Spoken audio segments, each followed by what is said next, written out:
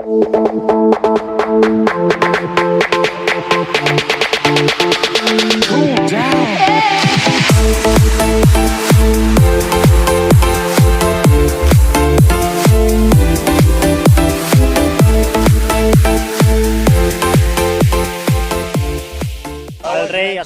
أولا أن أشكر جلالة الملك على كل الدعم والحب الذي غمرني به. شكرا جلالة الملك، إنه أمر لا يصدق مدى الاهتمام الذي يوليه لكرة القدم والعناية التي خصني بها وأفراد عائلتي.